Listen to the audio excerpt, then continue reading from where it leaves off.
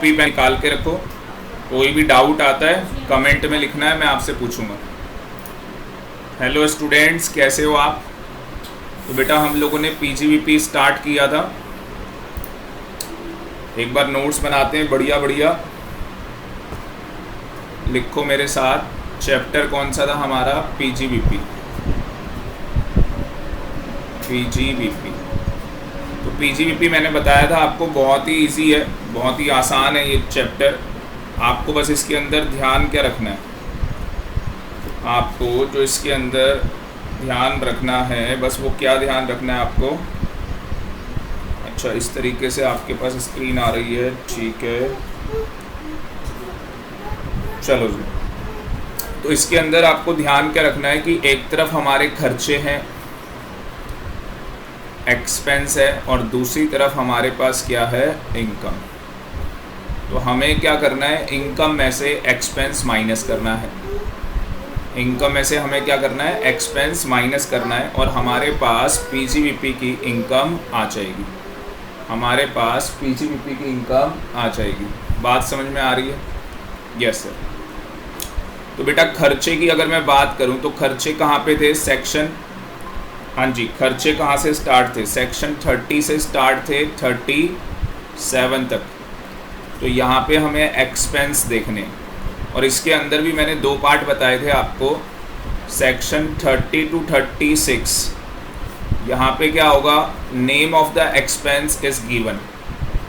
Name of the expense, जो भी खर्चा है उसका नाम आपको क्या होगा? गिवन होगा। और जो आपका सेक्शन है 37, वो जर्नल डिडक्शन है। वो क्या है आपकी? Journal deduction. मतलब कि जो खर्चे कहाँ पे कवर नहीं है? सेक्शन 36 से लेके, सॉरी, सेक्शन 30 से 36 में जो खर्चे कवर नहीं है, वो खर्चे कहाँ पे कवर होंगे? एक बार चैट बॉक्स में बोलो, वो खर्चे कहाँ पे कवर होंगे? वो खर्चे आपके कहाँ पे कवर होंगे? सेक्शन 37 के अंदर। वेरी गुड प्रिया, श्वेता, वेरी गुड, बहुत बढ़िया बेटा, बहुत बढ़िया। ठीक है ना? तो पहले मैं जो आपको सिखा रहा हूँ, मैं खर्चे आपको बता रहा हूँ, एक्सपेंस के बारे में मैं आपको बता रहा हूँ। Mega, very good. चलो, सेक्शन 30, 31 हमने कर लिया था, 32 से हम लोगों को स्टार्ट करना था। तो सेक्शन 32 किसके रिगार्डिंग था? डेप्रीसिएशन के रिगार्डिंग। सेक्शन 32 किसके रिगार्डिंग था? डेप्रीसिएशन के रिगार्डिंग था। तो मैंने आपको बताया था जो डेप्रीसिएशन है वो किस तरीके से मिलता है हमें। डेप्रीसिएशन अलाउड होता है हमें ब्लॉक ऑफ एसेट के अकॉर्डिंग। ब्लॉक ऑफ एसेट क्या होती है अभी बताता हूँ मैं आपको। तो हमारे इनकम टैक्स के अंदर जो डेप्रीसिएशन अलाउड होगा वो किसके अकॉर्डिंग अलाउड होगा? जो डेप्रीसिएशन अलाउड होगा वो ब्लॉक ऑफ एसेट के अकॉर्डिंग हमें क्या होगा? डेप्रीसिएशन अलाउड किया जाएगा। ठीक है? Yes sir. अब बेटा जो डेप्रीसिएशन है आपको पता है वो दो तरीके से हमें मिलना है। एक हमें टेंजिबल एसेट के ऊपर मिलना है, दूसरा हमें इनटेंजिबल एसेट के ऊपर डेप्रीसिएशन हमें अलाउड होना है। तो एक तरफ क्या है? टेंजिबल, एक तरफ हमारे पास जो डेप्रीसिएशन हमें मिलना है यहाँ पे, एक तरफ है टेंजिबल एसेट और दूसरी तरफ है इनटेंजिबल एसेट। एक बार मुझे बताओगे इनटेंजिबल एसेट के ऊपर जो डेप्रीसिएशन का रेट है वो क्या रेट है? इनटेंजिबल के ऊपर क्या रेट है डेप्रीसिएशन का? हाँ जी, 25%।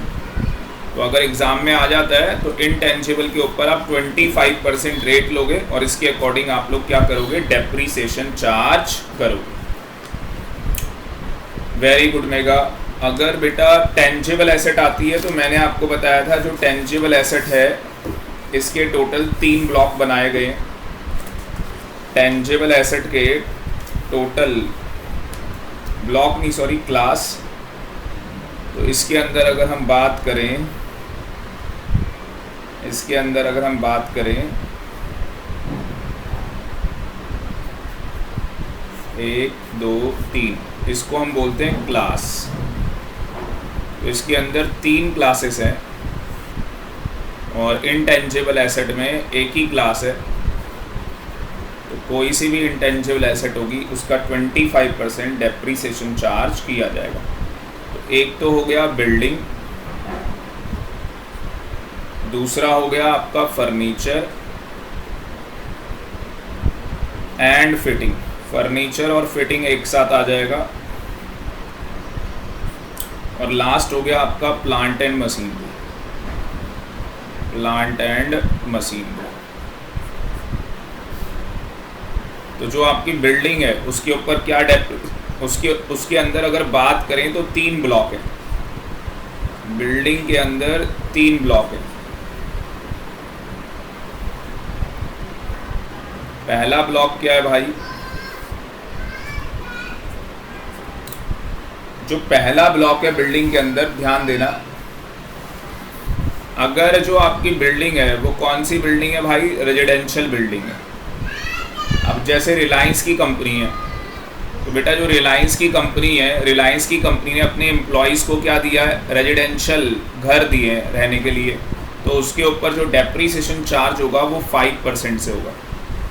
उसके ऊपर जो डेप्रीसिएशन चार्ज किया जाएगा वो 5% रेट के अकॉर्डिंग डेप्रीसिएशन चार्ज होगा। उसके बाद जो रिलायंस कॉमर्शियल यूज़ कर रही है, जिस बिल्डिंग का कॉमर्शियल यूज़ कर रही है या जर्नल यूज़ कर रही है, मतलब कि रेजिडेंशियल पर्पस के लिए यूज़ नहीं हो रहा, उसके ऊपर 10% डेप्रीसिएशन होगा। और जो टेम्परेरी पर्पस के लिए, जैसे आपने देखा होगा समुंदर के किनारे, ये ज़्यादातर मेनली कहाँ पे होता है? समुंदर के किनारे टेम्परेरी हम वुडन स्ट्रक्चर बना देते हैं कुछ टाइम पीरियड के लिए। तो उसमें जो डेप्रीसिएशन चार्ज होगा वो 40% डेप्रीसिएशन चार्ज होगा। कितना डेप्रीसिएशन चार्ज होगा? 40% डेप्रीसिएशन चार्ज किया जाएगा। ठीक है? Yes sir. एक बार इसे नोट कर लो, एक बार इसको नोट कर लो और डन करो मेरे को नोट करने के बाद, फिर मैं आपको समझाता हूँ।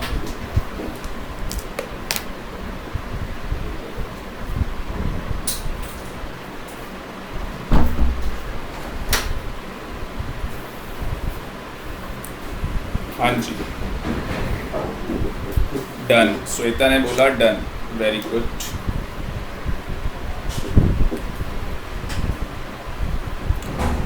प्रिया डन, वेरी गुड। अब देखो बेटा क्या है यहाँ पे, प्रिया, श्वेता, मेघा, बेटा देखो यहाँ पे क्या है। क्या रिलायंस एक कंपनी है? बोलो यस। जहाँ बैठे हो वहीं बैठ के बोलो रिलायंस एक कंपनी। देखो मज़ा कब आएगा लेक्चर लेने में? जब आप क्या करोगे? पार्टिसिपेट करोगे। जिस तरीके से मैं आपको पढ़ा रहा हूँ आपको क्या करना है? पार्टिसिपेट करना है। वहीं बैठे बैठे बोलो या चैट बॉक्स में बोलो। वाई लिख दोगे, पता लग जाएगा यस है। ठीक है? क्या रिलायंस की कंपनी है? यस सर, रिलायंस की कंपनी है, वेरी गुड। क्या रिलायंस की कंपनी अपने एम्प्लॉयज़ को, क्या रिलायंस की कंपनी अपने एम्प्लॉयज़ को रहने के लिए रेजिडेंशियल पर्पस के लिए घर दे सकती है? Yes sir. अब रिलायंस की कंपनी क्या है बेटा? स्कैटर्ड है ऑल ओवर इंडिया। पूरे इंडिया में इनके क्या है? बिजनेस है। और इन्होंने अपने एम्प्लॉयज़ को रहने के लिए क्या दिया है? रेजिडेंशियल घर दिया हुआ है। तो जितने भी घर हैं सारे घर को एक साथ जोड़ दिया जाएगा। सारे घर को क्या किया जाएगा? एक साथ जोड़ दिया जाएगा और 5% डेप्रीसिएशन चार्ज किया जाएगा। कितना डेप्रीसिएशन चार्ज किया जाएगा? 5% डेप्रीसिएशन चार्ज किया जाएगा। समझ में आ गया? Yes sir. जितने भी इनके कॉमर्शियल हैं, जितने भी मेघा इनके क्या है? कॉमर्शियल है बेटा। जितनी भी इनकी कॉमर्शियल बिल्डिंग है जो बिजनेस पर्पस के लिए यूज़ हो रही है या एनी अदर पर्पस के लिए यूज़ हो रही है, उनके ऊपर 10% डेप्रीसिएशन चार्ज होगा। और जो टेम्परेरी वुडन स्ट्रक्चर बनाए हुए हैं उनके ऊपर 40% डेप्रीसिएशन लगाया जाएगा। तो अब आपको समझ में आ गया होगा ब्लॉक का मतलब क्या है, कि जो रेजिडेंशियल है उसका अलग ब्लॉक होगा, जो कॉमर्शियल बिल्डिंग यूज़ हो रही है उनका ब्लॉक अलग होगा, और जो टेम्परेरी पर्पस के लिए यूज़ हो रही है उनका ब्लॉक क्या होगा? अलग होगा। ठीक है? Yes sir. आगे चलते हैं। अगला क्या है हमारे पास? फर्नीचर और फिटिंग। फर्नीचर और फिटिंग तो बहुत ही आसान है।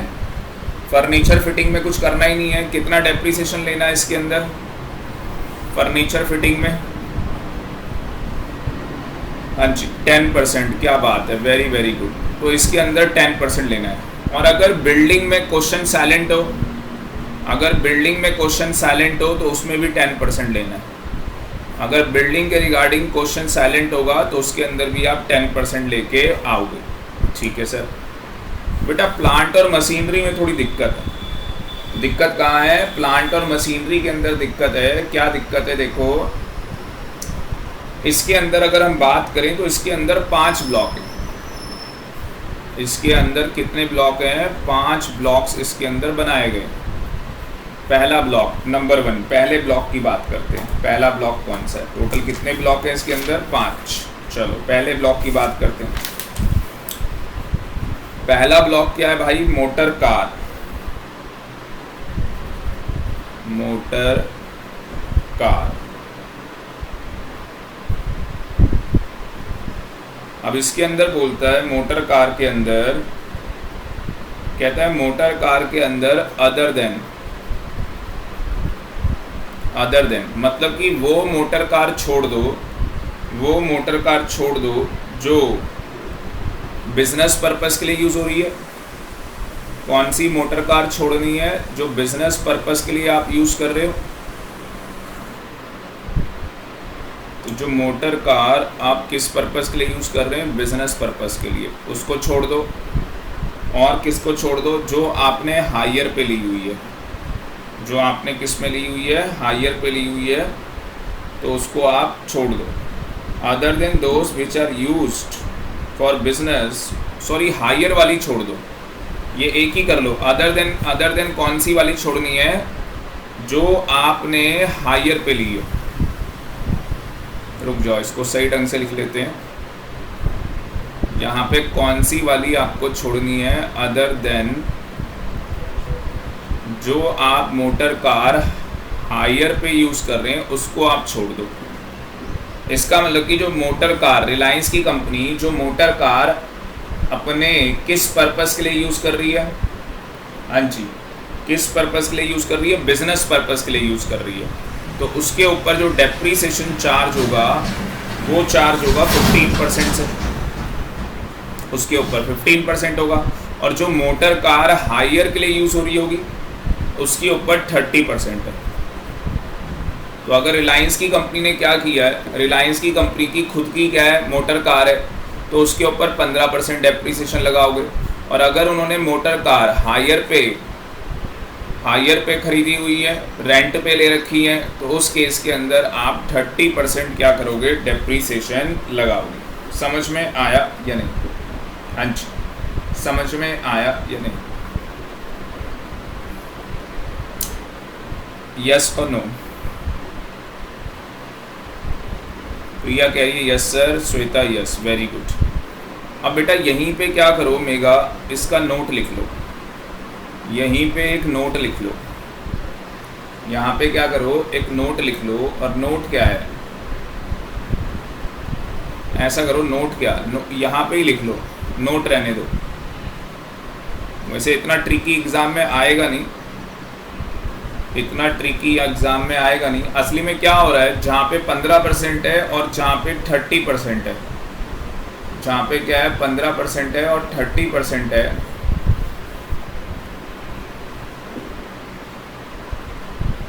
पंद्रह वाले के लिए नोट लिखो सीधे। आप सीधे 15 वाले के लिए नोट लिखो। क्या नोट लिखोगे? अगर ये मोटर कार एक्वायर की है and put to use, acquire और put to use between 23 August 2019। ये निर्मला सीतारमण जी ने रेट चेंज कर दिए थे, कोविड के चलते बेनिफिट दिया था इंडस्ट्री को। और 31 मार्च 2020 तो उन्होंने बोला कि इस टाइम पीरियड में जो डेप्रीसिएशन का रेट होगा वो 15% नहीं होगा, इस टाइम पीरियड में जो डेप्रीसिएशन का रेट होगा वो 15% नहीं होगा, कितना रेट होगा? 45% बेटा, 45% रेट होगा। बस ये बाई चांस MCQ में आ सकता है, बाई चांस MCQ में आ सकता है, इसलिए मैंने लिखवा दिया। पहले मैं नोट लिखवाना चाहता था, तो यहाँ पे आप नोट डाल के हेडिंग डाल लो कि अगर हमने एसेट एक्वायर की, कोई मोटर कार खरीदी, पुट टू यूज़ की इस टाइम पीरियड के बीच में, तो हमें 45% जो है वो डेप्रीसिएशन मिलेगा। कितना डेप्रीसिएशन मिलेगा? 45%। ठीक है, तो पहला तो हो गया हमारा कंप्लीट, फर्स्ट हो गया हमारा कंप्लीट। सेकंड आ जाओ, सेकंड ब्लॉक क्या है? शिप। शिप के ऊपर कितना लेना है? 20%। शिप के ऊपर लेना है आपको 20%।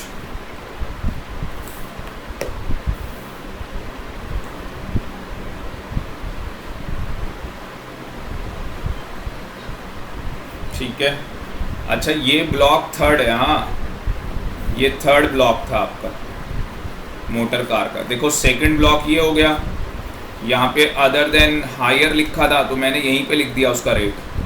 तो ये आपका थर्ड ब्लॉक है, ये आपका थर्ड ब्लॉक है, ये आपका सेकंड ब्लॉक है, ये आपका फर्स्ट ब्लॉक है। ठीक है जी। फोर्थ ब्लॉक देखो क्या है, फोर्थ ब्लॉक क्या है?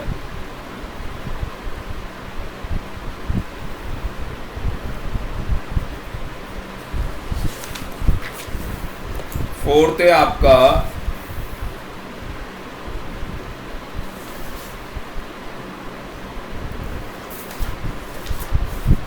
एयरक्राफ्ट। लिख लो आप, फोर्थ किस चीज के रिगार्डिंग है? एयरक्राफ्ट के रिगार्डिंग है।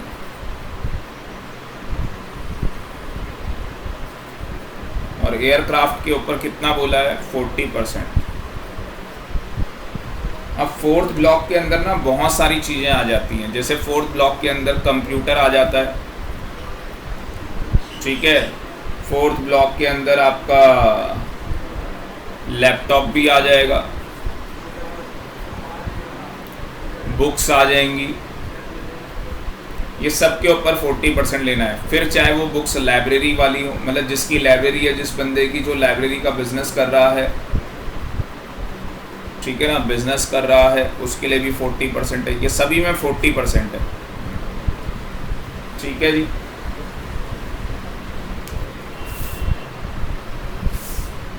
कितना? चौथा ब्लॉक था ना ये। ठीक है, पांचवा ब्लॉक वही नोटिफिकेशन थी, पांचवें ब्लॉक में वही नोटिफिकेशन थी। फिर आपका आ जाएगा, इसी के अंदर थोड़ा सा रेट चेंज हुआ है विंड मिल्स का। बाई चांस आ जाए, रेड से लिख लेते हैं, अगर एग्ज़ाम में आ जाए विंड मिल्स, तो जो विंड मिल्स है उसके ऊपर क्या रेट लोगे? विंड मिल्स और उसके इक्विपमेंट्स एंड इक्विपमेंट्स, इसके ऊपर आप रेट लेना। दो रेट हैं इसके ऊपर, एक 15% का रेट है और एक है बेटा 40% का रेट। 15% कब लेना है? अगर आपने इंस्टॉलेशन कब की है? अगर आपकी इंस्टॉलेशन बिफोर 1/4/2014 से पहले की हो, और अगर ऑन और आफ्टर 1/4/2014, तो आपको 40% लेना है। तो आपको कितना लेना है? 40%। बाकी इसमें पोल्यूशन इक्विपमेंट भी लिख लो, पोल्यूशन इक्विपमेंट, इन सब में 40% है। इन सब के अंदर कितना है? 40% है। Pollution equipment 40%।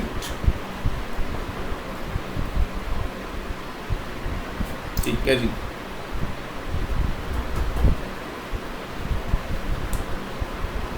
तो ये हम किसका लिख रहे थे भाई? ये हम कर रहे थे प्लांट और मशीनरी। अगर प्लांट और मशीनरी के लिए एक नोट लिख लो, एक नोट लिख लो कि जो प्लांट और मशीनरी है, अगर क्वेश्चन साइलेंट होगा तो आपको क्या रेट लेना है? अगर प्लांट और मशीनरी के लिए क्वेश्चन साइलेंट होगा तो आपको 15% का रेट लेना है। कितना रेट लेना है? 15% का, 15। तो ये क्लियर है यहाँ तक? डेप्रीसिएशन के रेट आपको पता लग गए? Yes sir.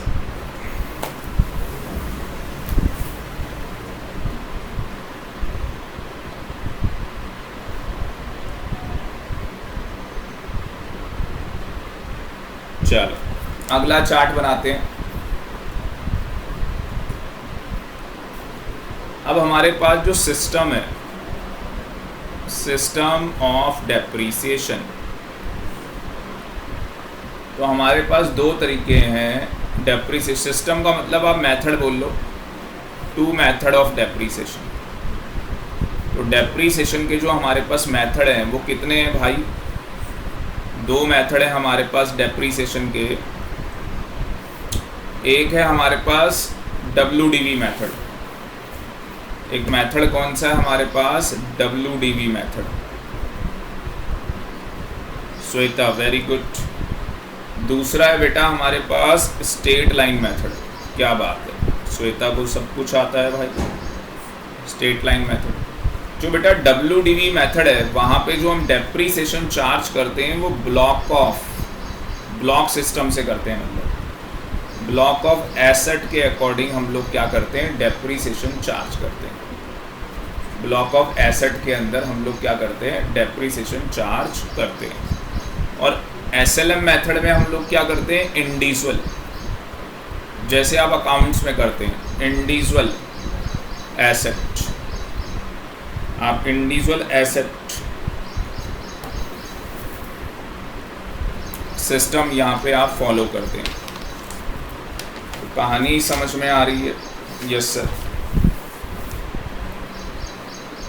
तो ये जो है आपका, ये सेक्शन 32(1)(I) के अंदर कवर है। ठीक है, ये वाला आपका सेक्शन 32(1)(2)(I) के अंदर कवर है।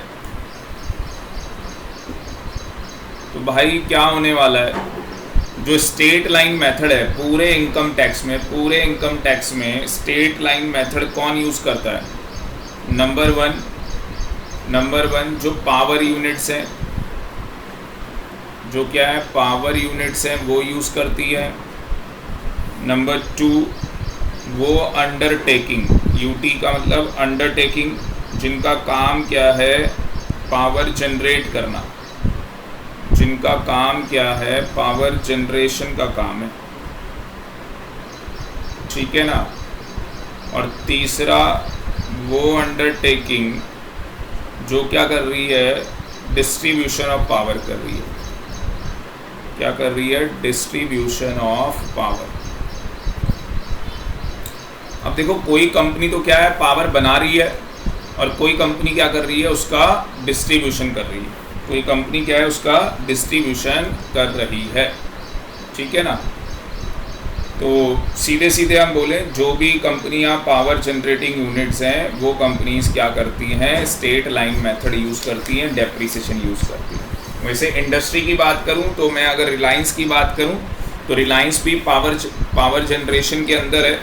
दिल्ली में आपको पता ही है BSES का बिजली का बिल आता है। अब लॉ में लिखा तो है कि straight line method, income tax के अंदर लिखा है स्ट्रेट लाइन मेथड, बट ये ऑप्शनल है। ये क्या है? ऑप्शनल है। तो रिलायंस की जो कंपनी है BSES, बेटा वो प्रैक्टिकल लाइफ में WDV फॉलो कर रही है। क्या फॉलो कर रही है? WDV। बट अगर वो चाहे तो स्ट्रेट लाइन मेथड भी क्या कर सकती है? फॉलो कर सकती है, बट वो क्या है? ऑप्शनल है। तो मैंने आपको प्रैक्टिकली बता दिया, प्रैक्टिकली क्या चल रहा है। ठीक है? Yes sir. तो यहाँ पे बेटा ब्लॉक ऑफ एसेट हम लोग इस तरीके से डेप्रीसिएशन चार्ज करेंगे, और यहाँ पे जो हम डेप्रीसिएशन लेते हैं वो उसको क्या बोलते हैं? नॉर्मल डेप्रीसिएशन हम लोग यहाँ पे लेते हैं। तो इसको हम नॉर्मल डेप्रीसिएशन भी बोल सकते हैं। तो जो लोग WDV यूज़ करते हैं, नंबर 1 वो लोग नॉर्मल डेप्रीसिएशन लेते हैं, नंबर 2 उनको एडिशनल डेप्रीसिएशन भी मिलता है।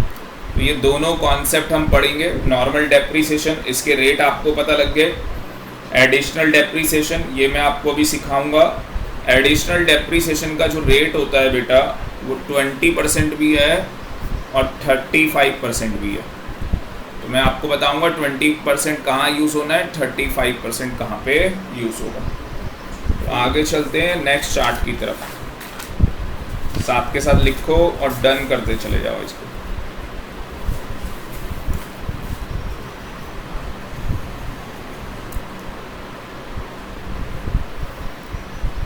चलो मेगा डन, वेरी गुड।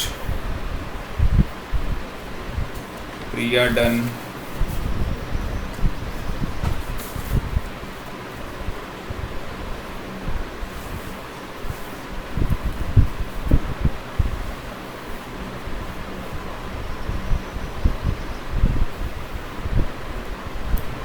अगला चार्ट लिखो, depreciation will be restricted to 50% of normal depreciation। तो जो नॉर्मल डेप्रीसिएशन का रेट होगा, जो आपके नॉर्मल डेप्रीसिएशन का रेट होगा, हमें यहाँ पे डेप्रीसिएशन क्या करना है, हाँ जी, हमें यहाँ पे डेप्रीसिएशन 50% करना है। हमें यहाँ पे डेप्रीसिएशन कितना करना है, 50% करना है नॉर्मल रेट के। वो कब करेंगे, हमारे पास कुछ क्या है, कंडीशंस है, और ये सारी की सारी मतलब कि ऑल कंडीशन आपको क्या करनी है, सेटिस्फाइड। ऑल कंडीशन आपको सेटिस्फाई करनी है, ठीक है। चलो कंडीशन क्या है, टोटल 3 कंडीशन है, टोटल 3 कंडीशन है। पहली कंडीशन क्या है, asset acquire during the previous year. Asset acquire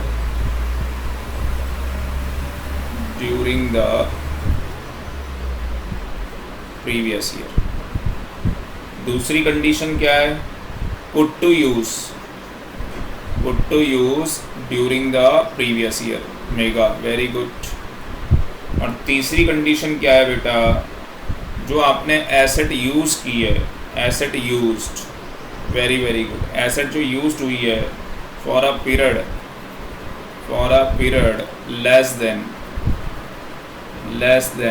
180 days, 180 दिन के से कम आपने यूज़ की है during the previous year, during the previous year. तो अगर ये तीनों कंडीशन सेटिस्फाइड हो जाएंगी तो जो भी आपका नॉर्मल रेट होगा डेप्रीसिएशन का, उसका आप क्या ले लोगे, 50%। उसका आप क्या ले लोगे, 50% आप रेट ले लोगे, ठीक है। Yes sir. चलो अब मैं एक क्वेश्चन आपसे पूछूंगा, आप लोग रेडी हो आंसर देने के लिए? ये लिख लिया, done, done, Mega done, very good.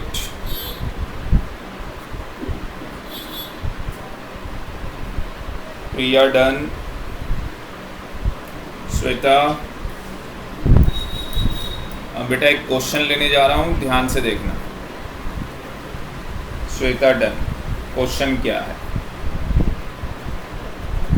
तो हम डेप्रीसिएशन कैसे चार्ज कर रहे हैं, WDV of block of depreciation. बना लो इसको भी, साथ के साथ बना लो। इसमें 3 बातें आंसर आपको बताना।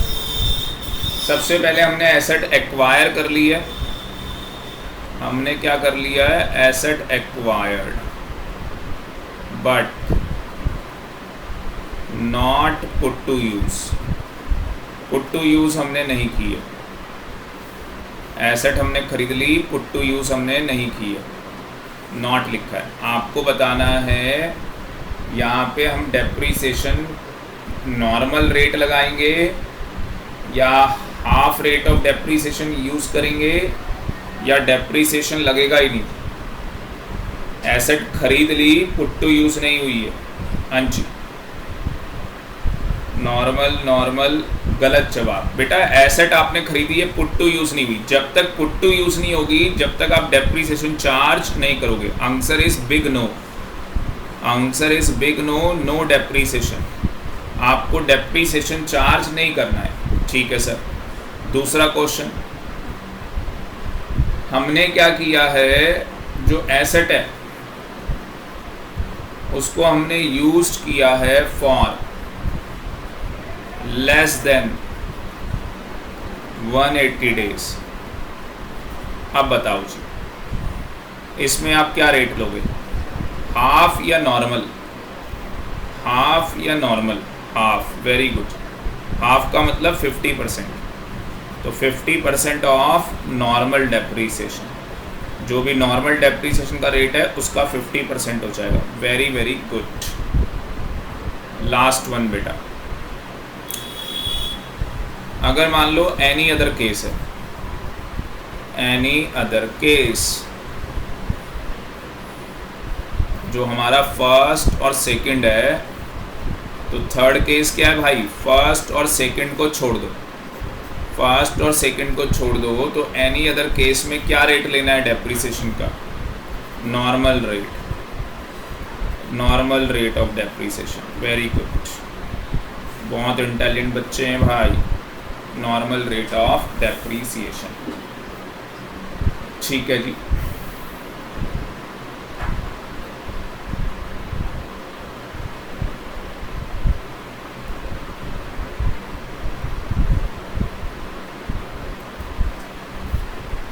चलो यहाँ तक आपको क्लियर है। अब हम आगे बढ़ते हैं और कुछ खतरनाक काम करते हैं।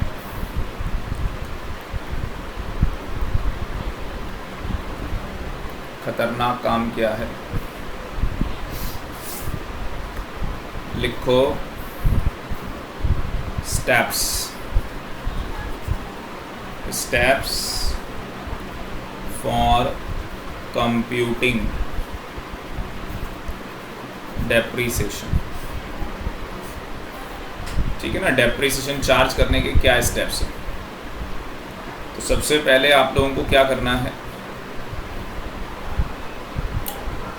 डेप्रीसिएशन चार्ज करने के क्या स्टेप्स हैं? सबसे पहले आपको क्या करना है, ओपनिंग WDV लेनी है। ओपनिंग WDV, उसमें आपको ऐड करना है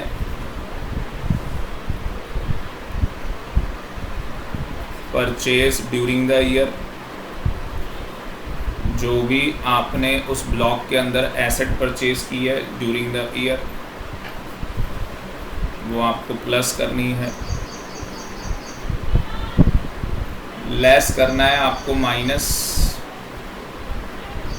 जो भी उसकी सेल वैल्यू है या स्क्रैप वैल्यू है। स्क्रैप वैल्यू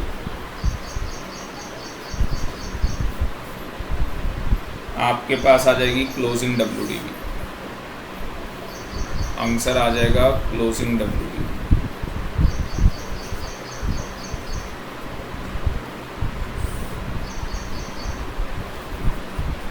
ठीक है जी, एनी डाउट? और हम बेचते कब है, यहाँ पे हम सोल्ड कर रहे हैं या हम स्क्रैप में बेच रहे हैं, ठीक है, या हमारी एसेट क्या हो गई है, डिस्ट्रॉयड हो गई है, या हमारी एसेट क्या हो गई है, डिस्ट्रॉयड। तो इसके ऊपर एक प्रैक्टिकल क्वेश्चन भी लेते हैं और फिर देखते हैं कि आप लोग आंसर सही बताते हैं या गलत बताते हैं। उससे पहले कुछ आपको और भी सिखाना है, और वो आपको क्या सिखाना है मुझे, चलूँ आगे? हाँ जी,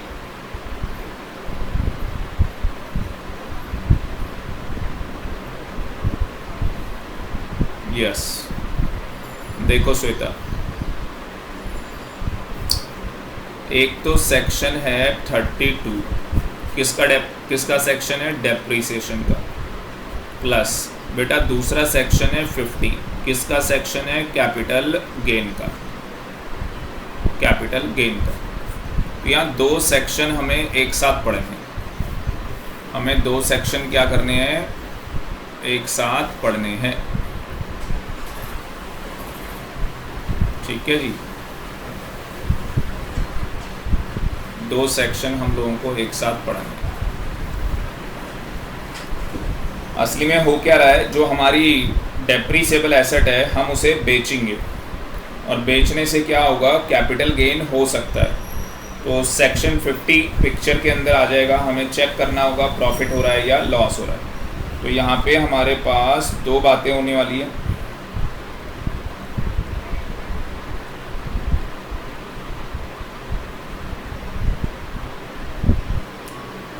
दो बातें क्या होने वाली हैं?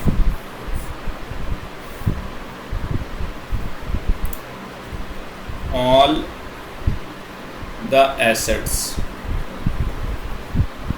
all the assets of the block, all the assets of the block are sold। हमने ब्लॉक की सारी एसेट क्या कर दी है? बेच दी। all the assets are sold, सारी की सारी एसेट्स हमने ब्लॉक की बेच दी। ठीक है जी। और दूसरी तरफ क्या हो सकता है? Part of the block is sold, part of the block is sold. ये पेपर में आएगा 100%। तो या तो हमने क्या किया है? हाँ जी, सारी एसेट्स बेच दी ब्लॉक की, या हमने क्या किया है? Part of the assets block की हमने बेच दी। अगर हमने सारी एसेट बेच दी हैं तो इसमें दो बातें होंगी। अगर हमने सारी एसेट बेच दी हैं तो इसमें दो बातें होंगी। या तो हमारा सेलिंग प्राइस क्या होगा? ज़्यादा होगा। किससे ज़्यादा होगा भाई? क्लोजिंग WDV से। और या तो हमारा सेलिंग प्राइस क्या होगा? कम होगा क्लोजिंग WDV से। अगर ज़्यादा होगा तो क्या होगा?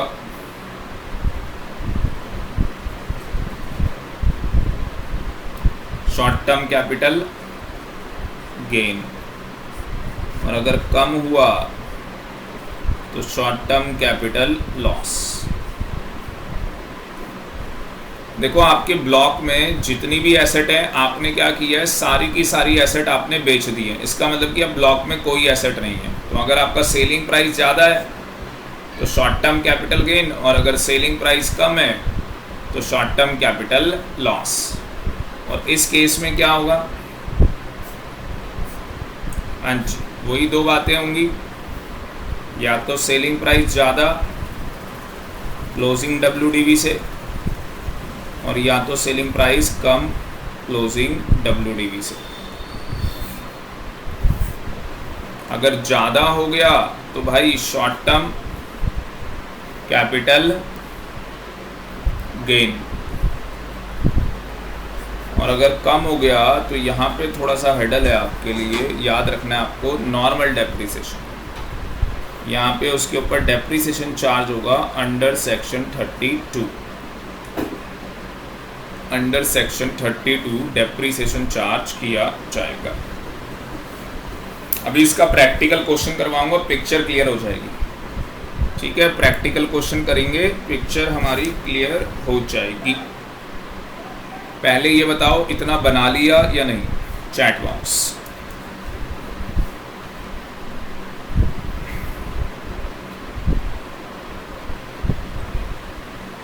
Mega yes.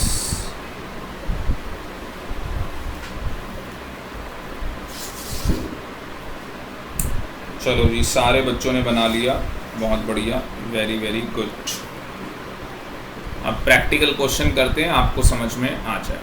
ठीक है, आंसर आप ही लोग बताओगे, आंसर आप ही लोग बताओगे। अपनी ओपनिंग WDV है 6 lakh,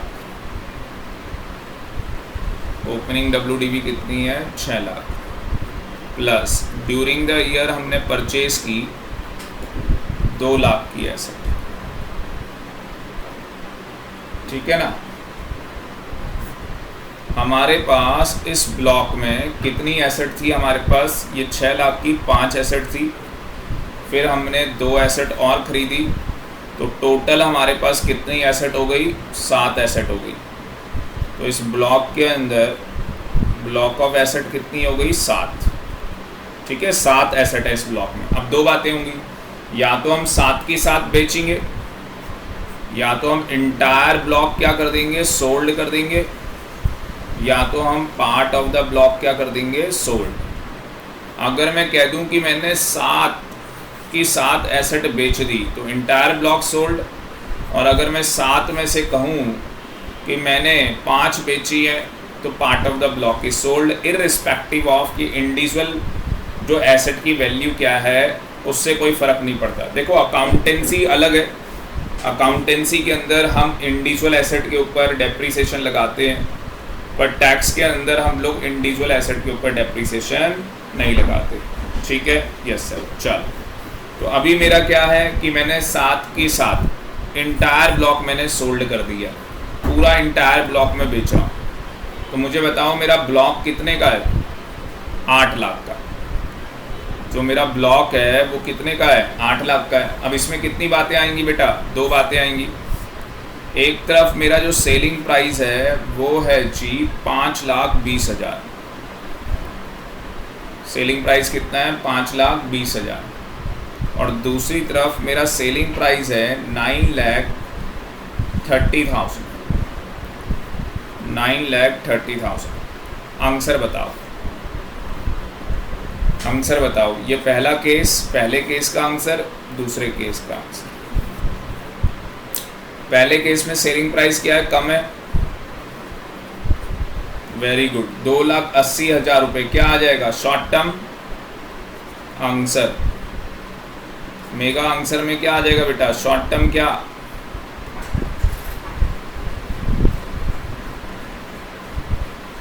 short term capital loss 2,80,000 रुपये, और इधर मेरा ज़्यादा है, ज़्यादा में क्या आ जाएगा, शॉर्ट टर्म कैपिटल गेन। कितना कितना गेन आएगा,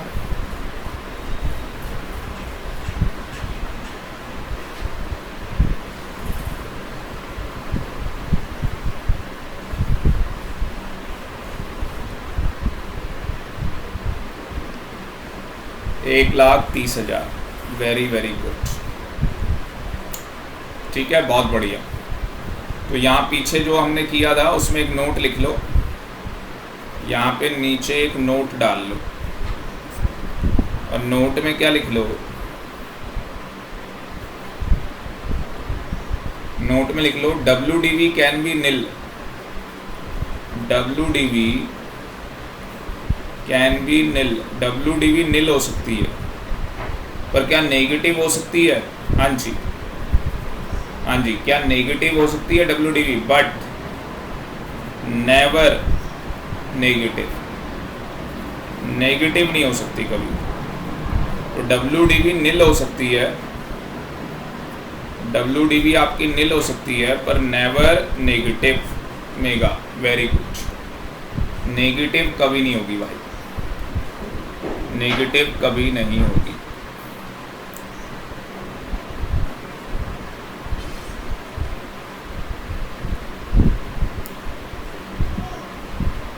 चलो अगला क्वेश्चन करते हैं। अगर मैं बोलूं इसके अंदर, यहाँ पे मैंने बोला था कि ये 8 लाख रुपए हमारे पास ब्लॉक में एसेट हैं, अगर मैं बोलूं कि इसमें से मैंने 5 एसेट बेची, 5 एसेट मैंने सोल्ड कर दी, 5 एसेट मैंने क्या कर दी, सोल्ड कर दी। अब कितने में मैंने बेचा है बेटा, मान लो कि मैंने बेचा है यही क्वेश्चन कर लेते हैं, सेम है सब कुछ, तो आंसर में क्या चेंज आएगा? अगर यही सब कुछ सेम है तो आंसर में क्या चेंज आएगा? हाँ जी, पर मैंने यहाँ पे पार्ट बेचा है, तो ज़्यादा वाले में तो शॉर्ट टर्म कैपिटल गेन ही आएगा, ज़्यादा वाले में तो गेन ही निकलेगा। कितने का गेन आया था? 1,30,000 का। पर जो कम है, नहीं ज़्यादा वाले में क्या,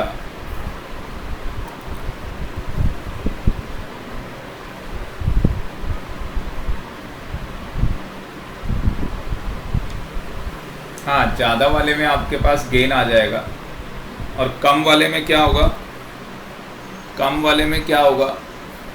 नॉर्मल डेप्रीसिएशन अलाउड होगा, नॉर्मल डेप्रीसिएशन चार्ज किया जाएगा। नॉर्मल डेप्रीसिएशन आप चार्ज करोगे, कितने के ऊपर डेप्रीसिएशन चार्ज करोगे? कितना आएगा ये? 2,80,000 रुपये के ऊपर आपको डेप्रीसिएशन चार्ज करना है। तो चेंज पता लग गया ना क्या आ रहा है? आपको चेंज पता लग गया होगा क्या चेंज आ रहा है।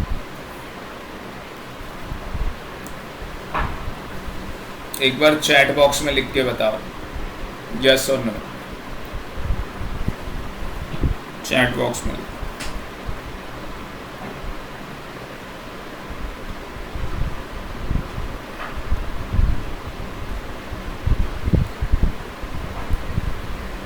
Mega yes, very good.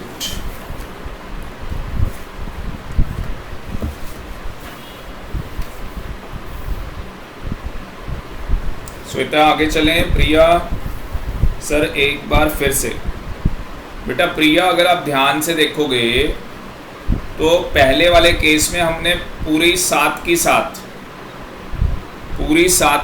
प्रिया, हमने साथ की साथ एसेट हमने बेची थी। अभी हमने 7 नहीं बेची है बेटा, 5 एसेट बेची हैं। अकाउंटेंसी को दिमाग से निकाल दो, अकाउंट्स को दिमाग से निकाल दो। बस ये याद रखो कि अगर हमारा सेलिंग प्राइस कम है तो हमें नॉर्मल डेप्रीसिएशन क्लेम करेंगे, और अगर हमारा सेलिंग प्राइस ज़्यादा है तो कैपिटल गेन आएगा। बस ये याद रखो, ये चार्ट याद रखो। पार्ट ऑफ द ब्लॉक बेच रहे हो या इंटायर ब्लॉक बेच रहे हो। अगर इंटायर ब्लॉक बेच रहे हो तो short term capital gain, short term capital loss, दोनों में से कुछ भी आ सकता है। पार्ट ब्लॉक बेचोगे, सेलिंग प्राइस ज़्यादा होगा तो short term capital gain, selling price कम होगा तो नॉर्मल डेप्रीसिएशन चार्ज किया जाएगा। क्या चार्ज किया जाएगा बेटा? नॉर्मल डेप्रीसिएशन चार्ज किया जाएगा। दोबारा से बताओ एक बार चैट बॉक्स के अंदर, समझ में आया या नहीं आया? हाँ जी बताओ प्रिया। बस ये चार्ट बेटा, ये चार्ट ध्यान रख लो, सब कुछ क्लियर हो जाएगा। श्वेता को क्लियर है? ये चार्ट ध्यान रख लो बेटा। प्रिया आ गया सर, वेरी गुड। बस एग्जाम में आपका एमसीक्यू है, इतना ही ध्यान रखना है, ठीक है।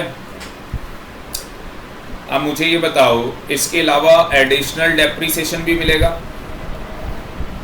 अगला कॉन्सेप्ट है additional depreciation. Additional depreciation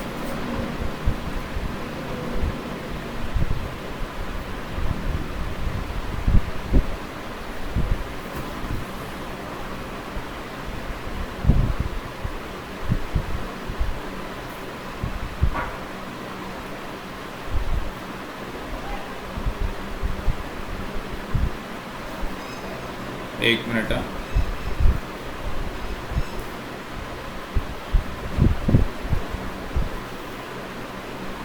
additional depreciation,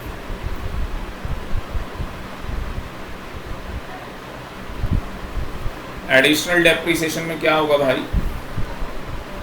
अभी मैंने आपको बताया था एडिशनल डेप्रीसिएशन नंबर 1 किसको मिलेगा? एडिशनल डेप्रीसिएशन एसएससी को मिलेगा, engaged in the business of manufacturing, in the business of manufacturing of any article or generation या ट्रांसमिशन बोल लो और distribution of power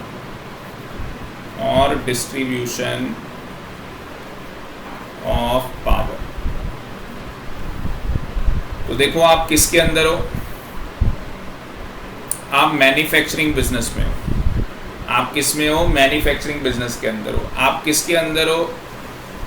power generate करने के या पावर ट्रांसमिशन करने के या पावर डिस्ट्रीब्यूशन करने के बिजनेस के अंदर हो। तो उस केस के अंदर बेटा आपको क्या मिलेगा? हाँ जी, उस केस के अंदर आपको क्या मिलेगा? एडिशनल डेप्रीसिएशन अलाउड होगा। क्या मिलेगा? Additional depreciation. किस रेट से मिलेगा? 20% से। किसके ऊपर मिलेगा? Allowed on plant and machinery. तो प्लांट और मशीनरी के ऊपर आपको क्या मिलेगा? एडिशनल डेप्रीसिएशन मिलेगा। प्लांट और मशीनरी के ऊपर एडिशनल डेप्रीसिएशन मिलेगा। अब इसमें ये ध्यान रखना है, एक्सक्लूडिंग जो second hand plant and machinery है उसके ऊपर नहीं मिलेगा, न्यू प्लांट और मशीनरी के ऊपर मिलेगा। जो second hand plant and machinery होगी उसके ऊपर नहीं मिलेगा। किसके ऊपर मिलेगा भाई? न्यू प्लांट और मशीनरी के ऊपर मिलेगा। तो यहाँ पे लिख लो आप, सेकेंड हैंड प्लांट और मशीनरी के ऊपर नहीं मिलना। मैंने लिख दिया ना एक्सक्लूडिंग। एक्सक्लूडिंग मतलब इनके ऊपर नहीं मिलेगा, ठीक है ना। जो भी प्लांट और मशीनरी आप रेजिडेंशियल एकोमोडेशन में यूज़ कर रहे हैं और ऑफिस प्रेमिसेस के अंदर यूज़ कर रहे हैं उसमें भी नहीं मिलेगा।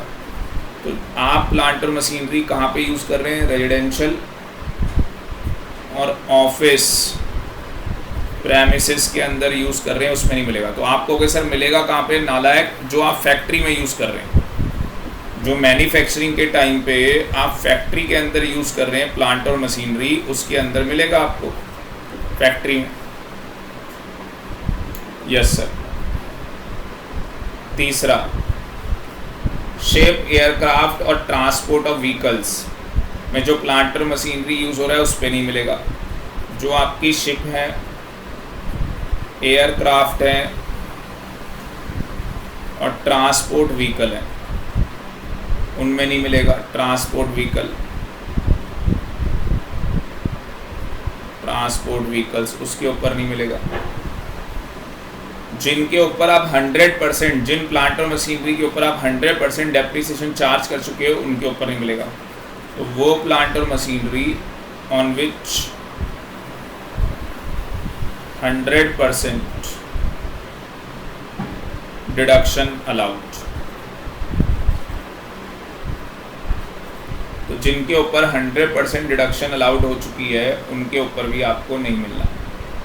तो जिन प्लांट और मशीनरी के ऊपर 100% डिडक्शन अलाउड हो चुकी है उनके ऊपर भी नहीं मिलेगा।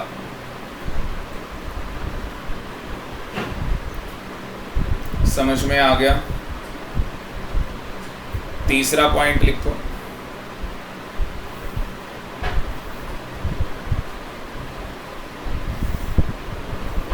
दो पॉइंट क्लियर हो गए। थर्ड पॉइंट, जो एडिशनल क्या मिलना है आपको? Depreciation is only allowed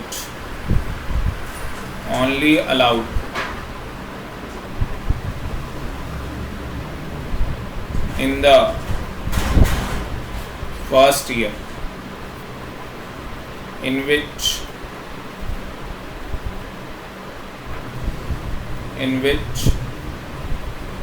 asset is put to use। तो जो आप एसेट पुट टू यूज लेके आए होंगे, जो एसेट आप क्या लेके आए? Put to use first year में, उसके ऊपर आपको क्या हो जाएगा? पूरा आपको एडिशनल डेप्रीसिएशन अलाउड हो जाएगा।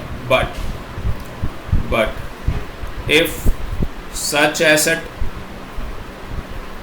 सच asset is used less than 180 days, वही कहानी आ गई।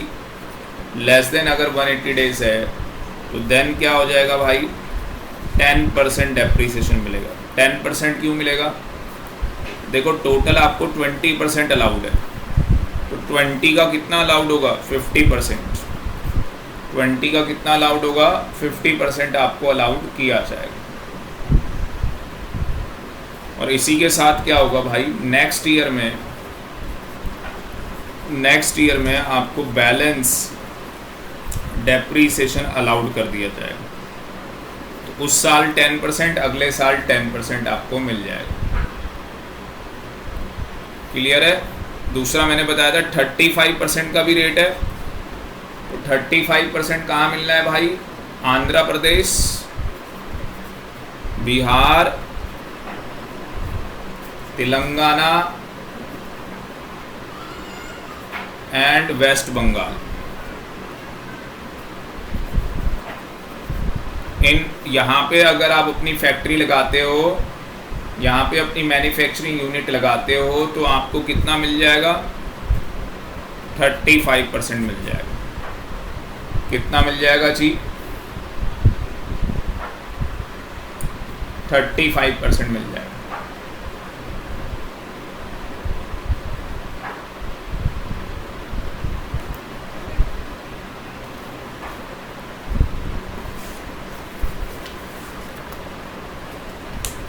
ये एग्ज़ाम में आ सकता है और आपको ध्यान रखना है।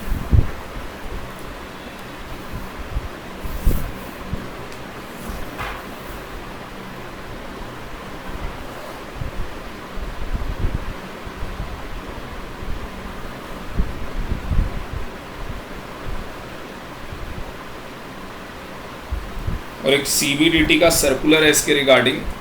CBDT का सर्कुलर, क्या सर्कुलर है वो भी आपको बता दूं, नीचे लिख लेना आप।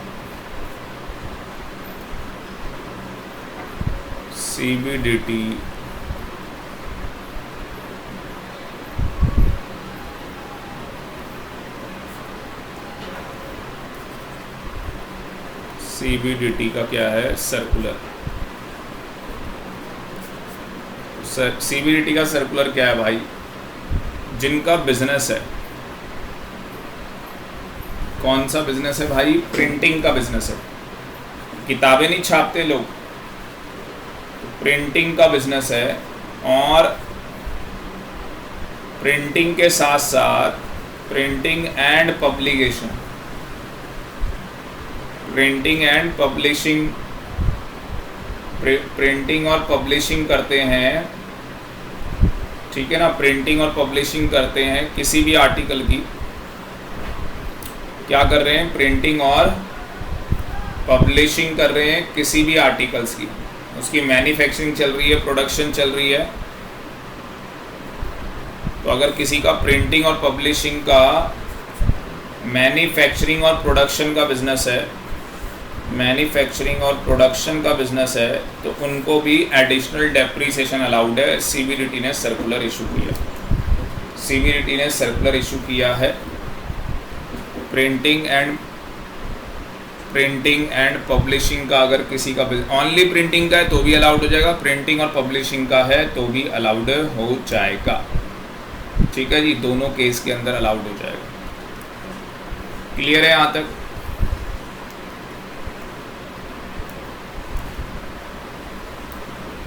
अब देखो यहाँ पे एक चीज़ है, एग्ज़ाम में आ सकता है आपके।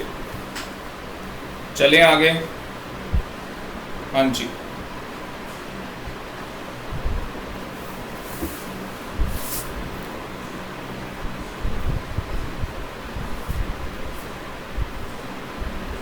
मेगा आगे चले, श्वेता प्रिया।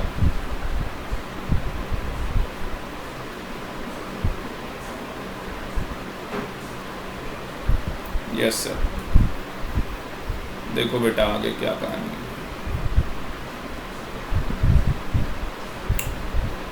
आपको जब डेप्रीसिएशन चार्ज करना है तो उसके लिए आपको क्या चाहिए, उसकी एक्चुअल कॉस्ट चाहिए। तो सेक्शन 43 सब सेक्शन 1 बताता है कि एक्चुअल कॉस्ट कैसे निकलती है।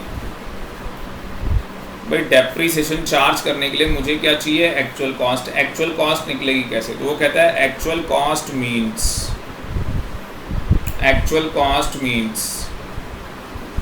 Cost of asset. जो एसेट की कॉस्ट है मतलब परचेज प्राइस है,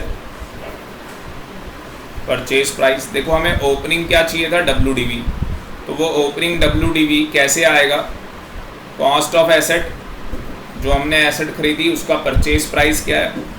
जैसे आपने बचपन में किया था, एसेट आप खरीद के लेके आते हो 50,000 की, आपने एक लैपटॉप खरीदा 50,000 का, साथ में आपने ऑटो वाले को पैसे दिए, नेहरू प्लेस गए थे ना खरीदने के लिए, तो 50,000 का लैपटॉप खरीदा, साथ में ऑटो वाले को पैसे दिए, उसमें इंस्टॉलेशन करवाया, उसके खर्चे लगे, तो वो सारे एक्सपेंस क्या होते हैं, आप ऐड करते हो, फिर जाके आप अकाउंट्स में डेप्रीसिएशन चार्ज करते हो। तो इनकम टैक्स में क्या क्या ऐड होगा भाई, प्लस इंस्टॉलेशन चार्जेस, जो भी इंस्टॉलेशन चार्जेस हैं वो प्लस करने हैं आपको। जो भी ट्रांसपोर्ट का खर्चा है, ट्रांसपोर्टेशन एक्सपेंस, ट्रांसपोर्ट का खर्चा ऐड करोगे। जो उसमें टैक्स लगा है, GST लगेगा उसमें, GST, या अगर आप इंपोर्ट एक्सपोर्ट की बात कर रहे हैं तो ड्यूटीज़ लगेंगी। उस केस के अंदर if ITC is not available, ITC समझते हो ना, input tax credit is not available, अगर आपको उसका ITC नहीं मिल रहा, अगर आपको उसका ITC नहीं मिल रहा, तो जाके आपको टैक्सेस और ड्यूटीज़ को क्या करना है, प्लस करना है। और क्या प्लस करोगे भाई, interest on loan. Interest on loan हो सकता है जिस एसेट को आप खरीद रहे हो उसके लिए आपने लोन लिया हुआ है, loan taken for acquisition of asset.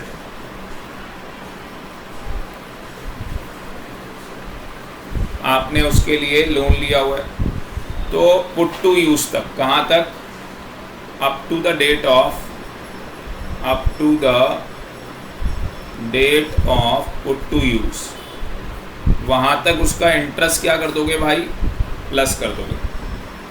वहाँ तक उसका इंटरेस्ट क्या कर दोगे, प्लस कर दोगे।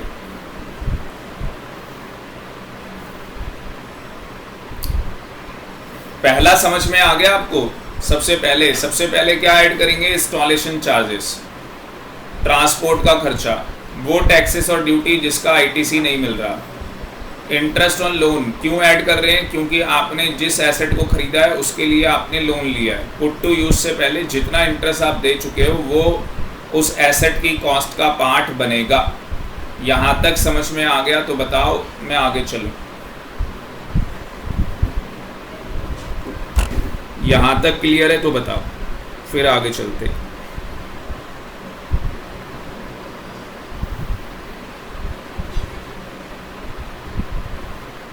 मेगा, श्वेता, प्रिया,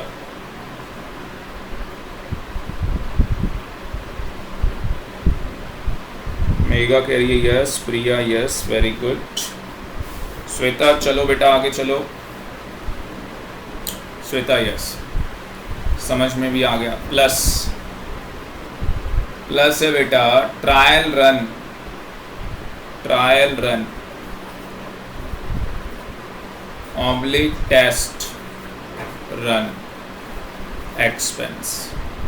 ये क्या कहानी है, मुझे बताओ। कोई मशीन हमने खरीदी तो उसकी टेस्टिंग करते हैं, टेस्टिंग के टाइम पे भी पैसा खर्च होता है, हमें इंजीनियर्स बुलाने पड़ते हैं उस मशीन को चलाने के लिए।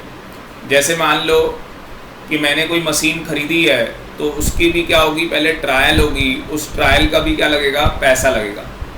तो वो पैसा भी आपको क्या करना है, ऐड करना है। वो पैसा भी क्या करना है, ऐड करना है। माइनस आ जाएगा सब्सिडी। कई बार गवर्नमेंट हमें सब्सिडी दे देती है, गवर्नमेंट ग्रांट्स रिसीव्ड। तो अगर गवर्नमेंट ने हमें कोई भी सब्सिडी दी, ठीक है जी, तो वो क्या हो जाएगी, माइनस हो जाएगी। माइनस हो जाएगा अमाउंट रिसीव्ड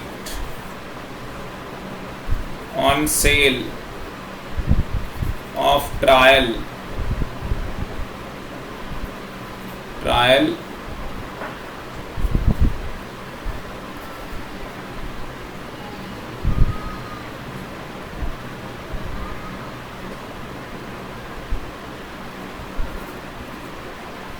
रुक जाओ एक मिनट, पेन में दिक्कत आ रही है, लिख नहीं रहा। ट्रायल रन प्रोटेक्ट,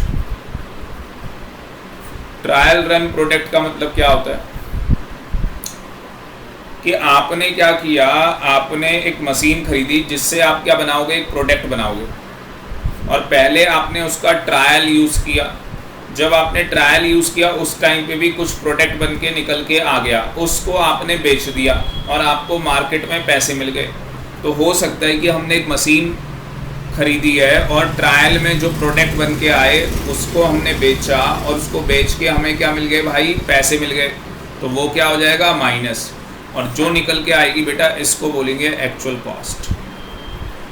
जो निकल के आएगी उसको बोलेंगे actual cost under section 43 subsection 1। तो डेप्रीसिएशन तो बाद में लगाओगे, जब तक आप उसकी ओरिजिनल कॉस्ट डिटरमाइन नहीं कर पाओगे डेप्रीसिएशन कैसे लगाओगे। तो अगर किसी क्वेश्चन के अंदर ये चीज़ें आ गई, अगर किसी क्वेश्चन के अंदर ये चीज़ें आ गई तो बेटा इस तरीके से उसके ऊपर क्या करना, डेप्रीसिएशन चार्ज कर लेना। इस तरीके से उसके ऊपर आप लोग डेप्रीसिएशन चार्ज कर लेना। बात समझ में आ गई? बोलो जी, चैट बॉक्स के अंदर बताओ। मेगा कह रही है yes sir, very very good, बहुत बढ़िया मेगा, बहुत बढ़िया बेटा, ज़बरदस्त, क्या बात। एक नोट लिख लो कि जब भी हम एसेट परचेज करते हैं प्रिया, जब भी हम एसेट परचेज करते हैं तो हमें उस एसेट के लिए क्या करनी होती, पेमेंट। तो हम क्या बोल सकते हैं यहाँ पे, expense incurred for the purchase of asset। तो जब भी हमने कोई एसेट खरीदी उसके लिए हमने क्या किया, खर्चे किए, उसके लिए क्या किया हमने, खर्चे किए। तो इन रिस्पेक्ट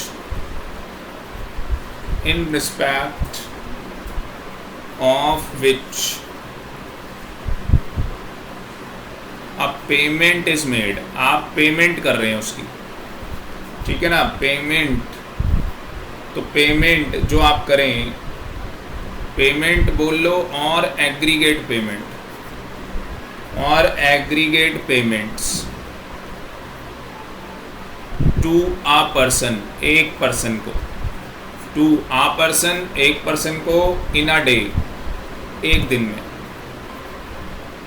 तो आपकी कंपनी ने क्या खरीदे हैं भाई, लैपटॉप। आपकी कंपनी ने क्या परचेज किए हैं, लैपटॉप परचेज किए हैं। क्या मुझे बताओ, एसेट खरीदी या नहीं खरीदी, yes sir.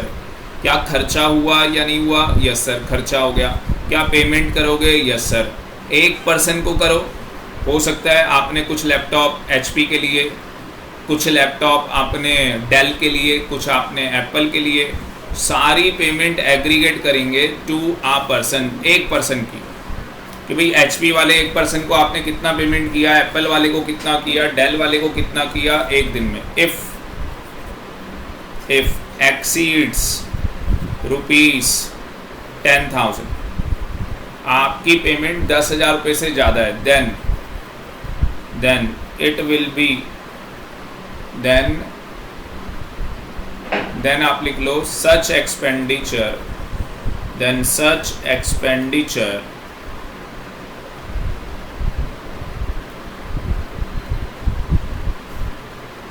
by way of account paycheck, by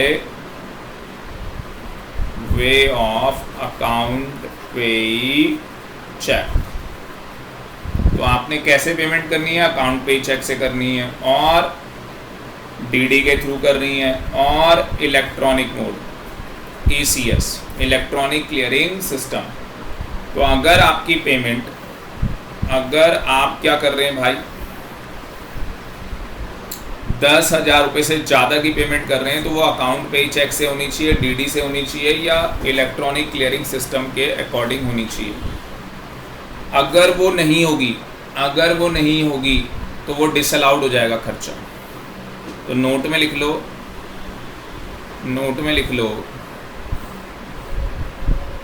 कि अगर हमने ये खर्चा किया then such expenditure by way of, इस तरीके से होना चाहिए, अकाउंट पे ही चेक होना चाहिए, ये सब होना चाहिए।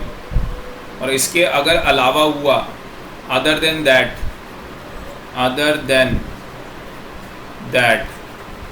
देन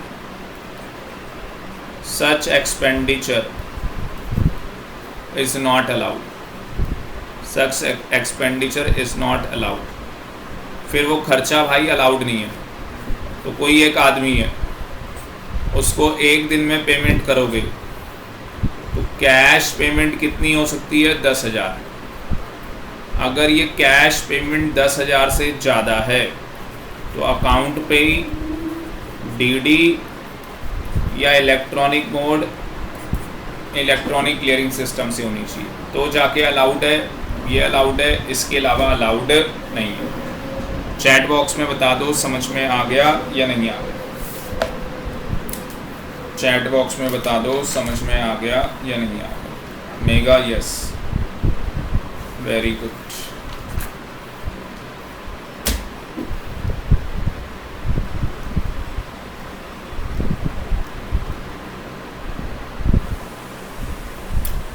ठीक है, तो श्वेता ये WDV का जो डेप्रीसिएशन था वो सारा हमने कंप्लीट कर लिया।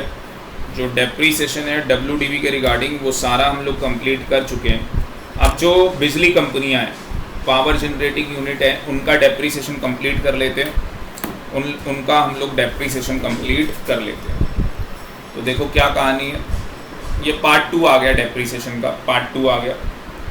अब जो सेक्शन कर रहे हैं वो 32(1) कर रहे हैं। यहाँ पे जो आप डेप्रीसिएशन हम लोग बात करेंगे,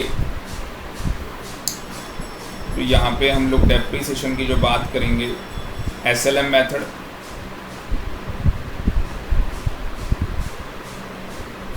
तो यहाँ पे SSE क्या है, पावर यूनिट के अंदर है। उसके पास 2 ऑप्शन है, SLM से डेप्रीसिएशन चार्ज कर ले या WDV। अगर SLM से डेप्रीसिएशन चार्ज करेगा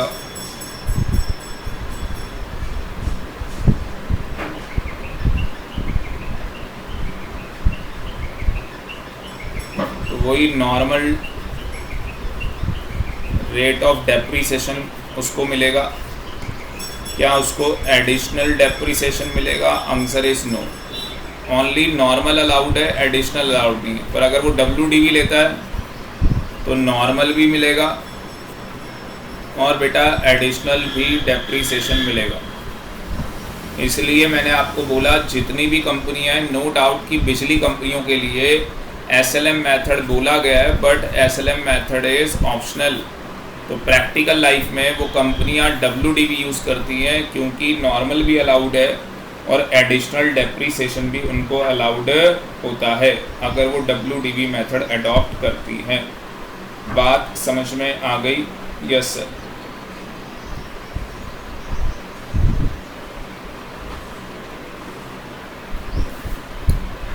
अब इसका जो प्रैक्टिकल क्वेश्चन एग्जाम में आ सकता है वो हम लोग ले लेते हैं। जो प्रैक्टिकल क्वेश्चन आ सकता है एग्जाम में, देखो क्या आ सकता है प्रैक्टिकल क्वेश्चन एग्जाम में।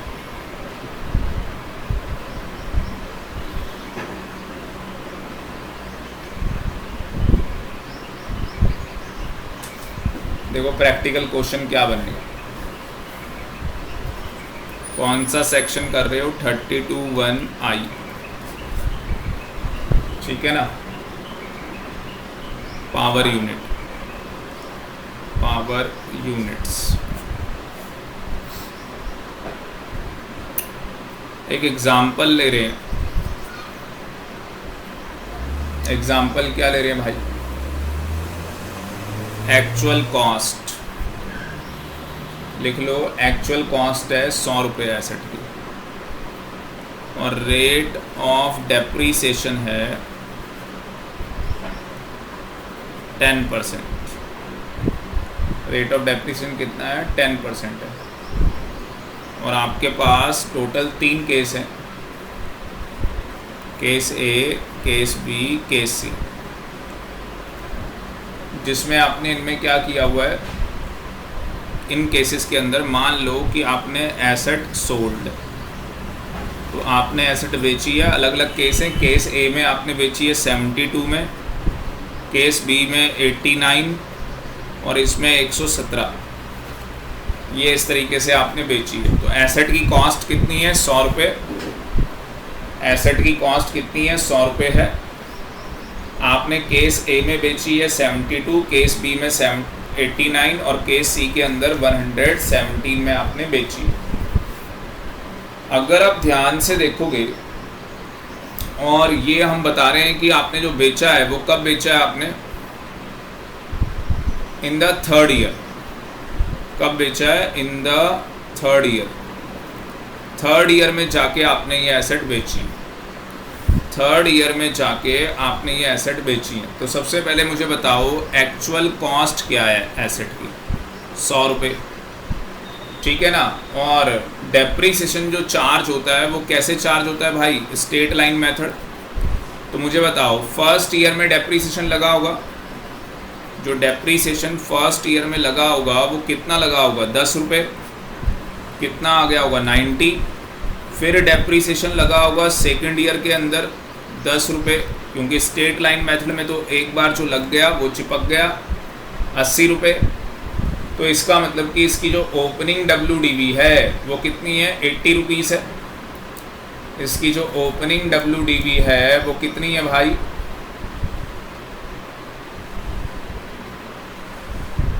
80 रुपीज़। ओपनिंग WDV कितनी है इसकी?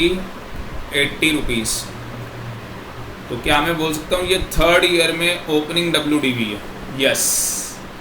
तो मैं बोल सकता हूँ ओपनिंग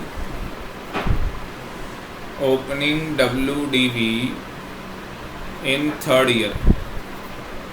और 3rd ईयर में देखो, अब 80 रुपये से कंपेयर करना है। मैंने कितने में बेचा है? 72 में। मैंने कितने में बेचा है? 72 में। तो फॉर्मूला कैसे लगाएंगे भाई? सेलिंग प्राइस माइनस WDV कर देंगे।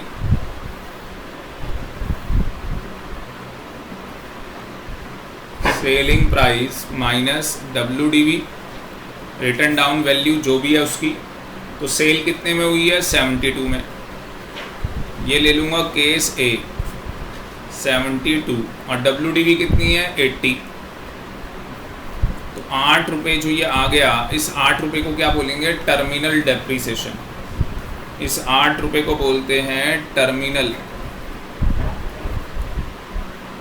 डेप्रीसिएशन। क्या बोलते हैं? Terminal depreciation.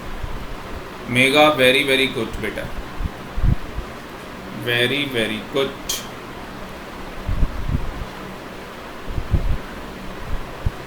अगला अगर आप देखोगे तो 89 में बेची है।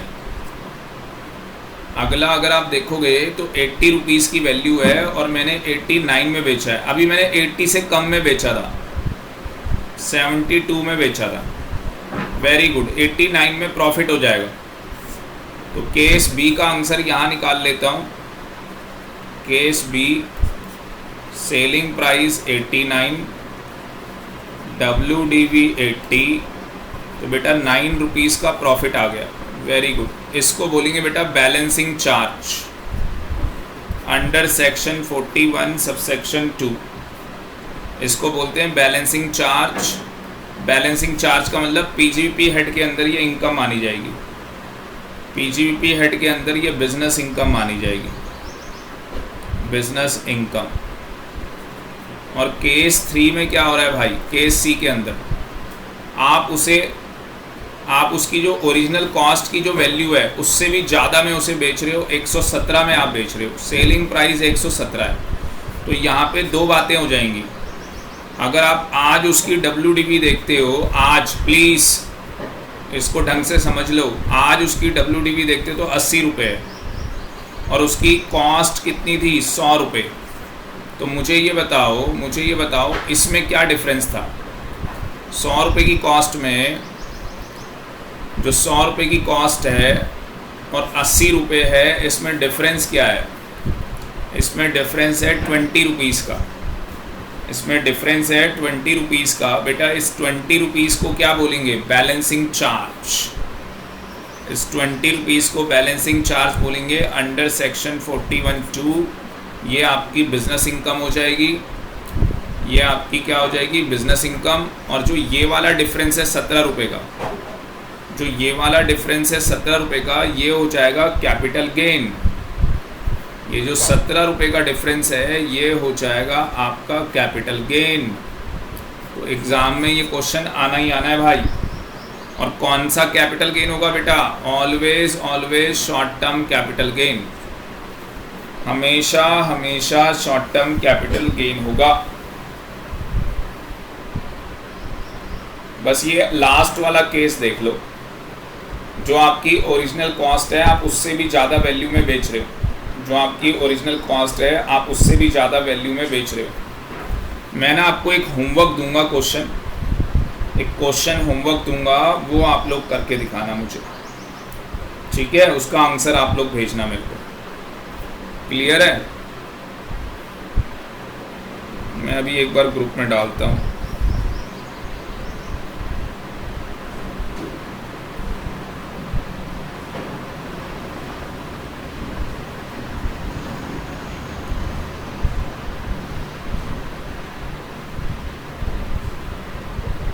मैंने ना ग्रुप में एक क्वेश्चन डाला है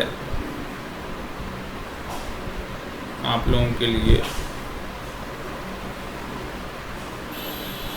चेक करो एक बार। क्वेश्चन आ गया तो मुझे बताओ।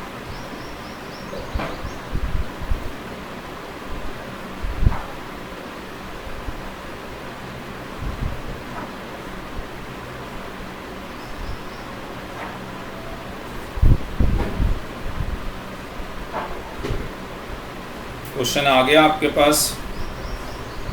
इस क्वेश्चन का आंसर निकाल के भेजना है आपको, ठीक है? इस क्वेश्चन का आप लोगों को क्या करना है? आंसर निकाल कर भेजना है।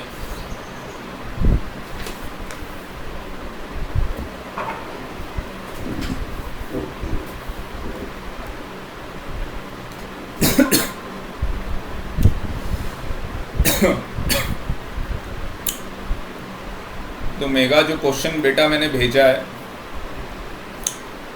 इस क्वेश्चन का आंसर निकाल कर आप मुझे भेजना।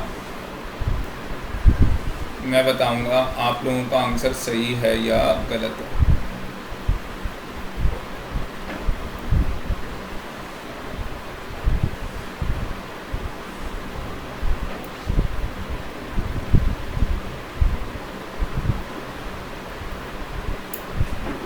ठीक है?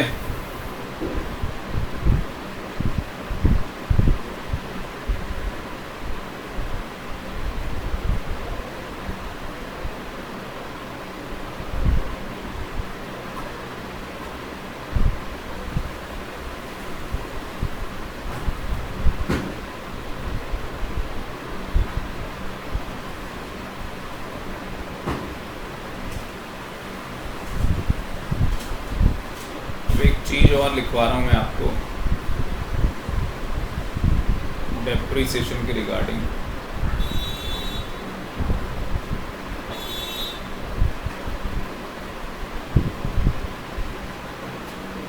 एक मिनट वेट करो।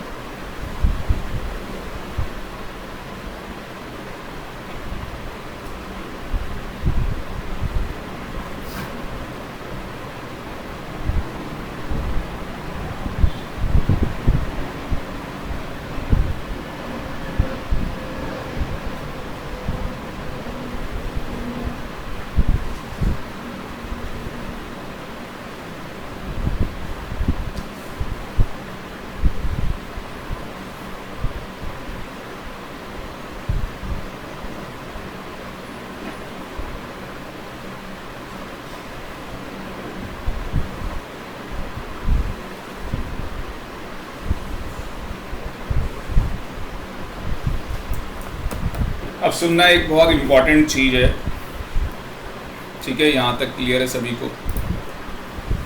Proportionate depreciation allowed in certain cases, लिखना proportionate depreciation allowed in certain cases. तो कुछ ऐसे केसेस हैं जहाँ पे क्या होता है, प्रपोर्शनेट बेसिस पे डेप्रीसिएशन क्या होता है, अलाउड होता है।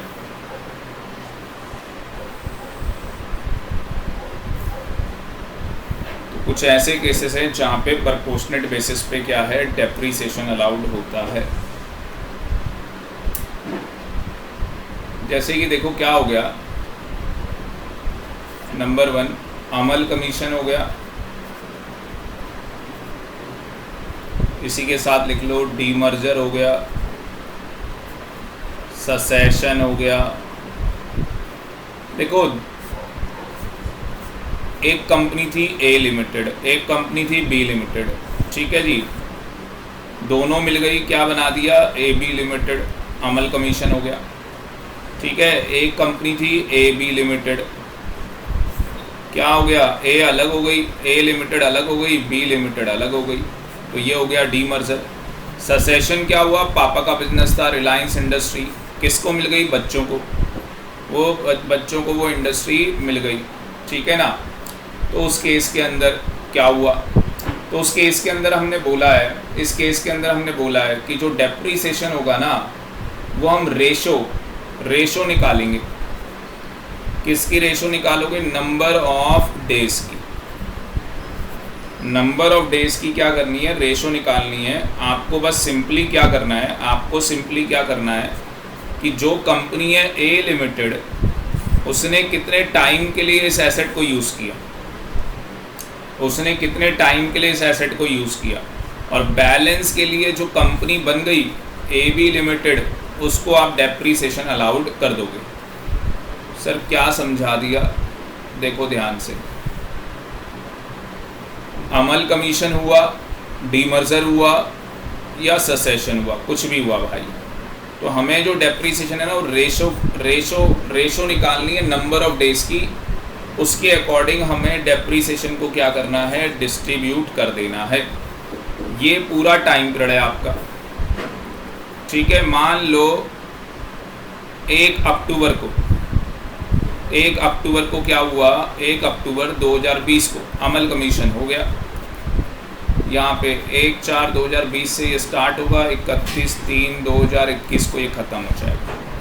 तो बेटा ये जो टाइम पीरियड है, अगर आप ये चेक करोगे तो आई थिंक ये जो टाइम पीरियड है, ये आपका, मान लो ऐसे ही कि ये वाला टाइम पीरियड आपका आ जाता है 180 डेज। तो ये कितना टाइम पीरियड आ जाएगा, अगर ये 180 आ रहा है तो 365 में से माइनस कर देंगे 180 को, तो बैलेंस कितना आ जाएगा, बैलेंस कितना आ जाएगा, चैट बॉक्स में बताओ जरा एक बार, बैलेंस कितना आ जाएगा।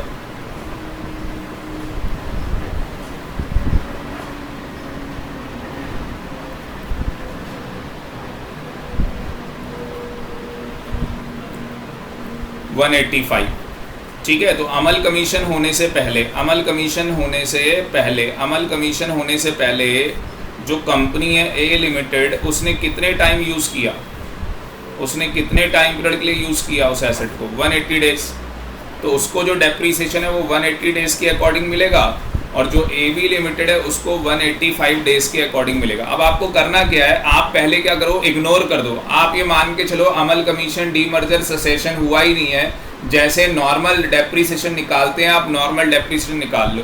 तो पूरे साल का मान लो कि आपने जो डेप्रीसिएशन निकाला वो आपने निकाल लिया 1,80,000, पूरे साल का डेप्रीसिएशन निकाल लो। फिर पूरे साल का निकालने के बाद 180 डेज का अलग कर दो, और ये 185 डेज का क्या कर दो, अलग। अब करोगे कैसे, इसकी रेशो निकाल लो, इसकी रेशो निकाल के जो 1,80,000 है उसको उस रेशो के अंदर डिस्ट्रीब्यूट कर दो। तो एग्ज़ाम में 1 नंबर का ये क्वेश्चन आ सकता है, आपको प्रॉब्लम क्रिएट ना हो, मैंने आपको बता दिया। सबसे पहले आपको क्या करना है, नॉर्मल तरीके से डेप्रीसिएशन निकाल लेना है। आपको ये मान के चलना है कि कोई अमल कमीशन, डीमर्जर और सेसेशन हुआ ही नहीं है, ठीक है ना। उसके अकॉर्डिंग आप इसके ऊपर डेप्रीसिएशन निकाल दो और कहानी ख़त्म कर दो। बात समझ में आ गई? एक बार मुझे बता दो चैट बॉक्स में समझ में आ गया या नहीं आ गया।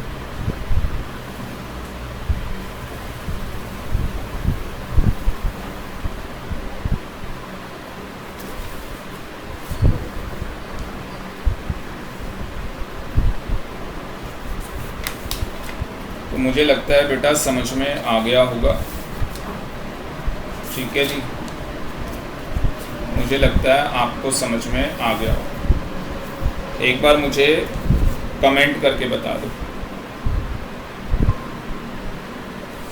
एक बार मेगा, श्वेता, प्रिया, बेटा मुझे कमेंट करके बता दो एक बार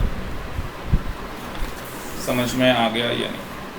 सर रिपीट कर दो एक बार। बेटा कुछ नहीं करना, अगर अमल कमीशन, डीमर्जर या ससेशन होता है तो पहले आप क्या करो, जैसे डेप्रीसिएशन चार्ज होता है उस एसेट के ऊपर, जैसे आप चार्ज करते हो उसके अकॉर्डिंग आप लोग क्या करो, उसके ऊपर डेप्रीसिएशन चार्ज कर लो।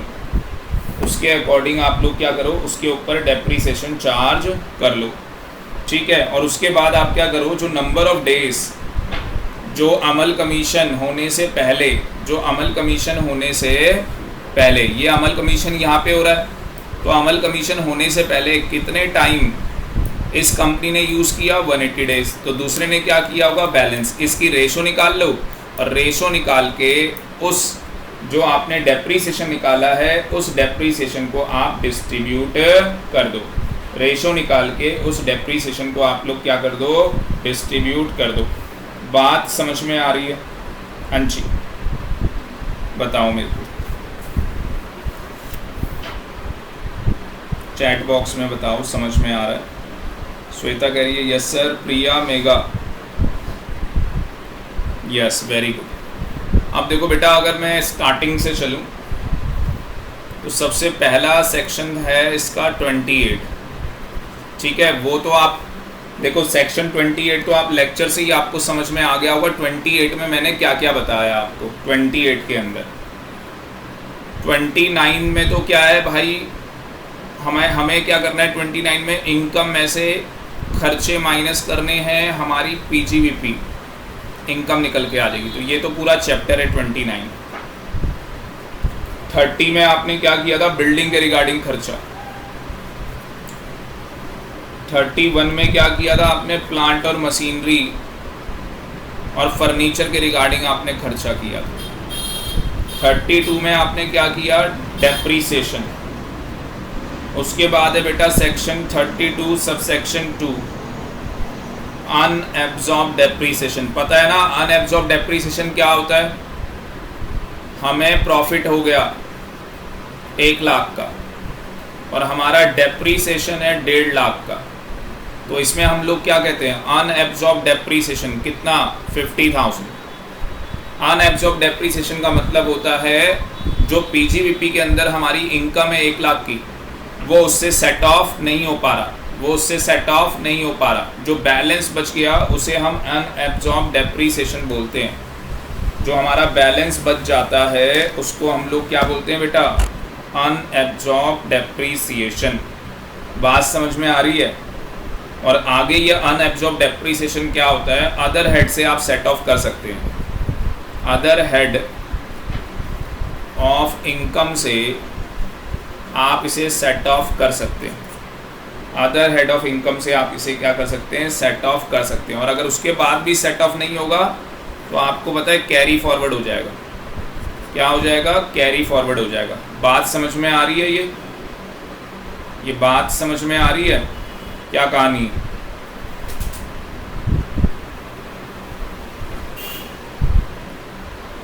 बताओ समझ में आ रहा है या नहीं आ रहा?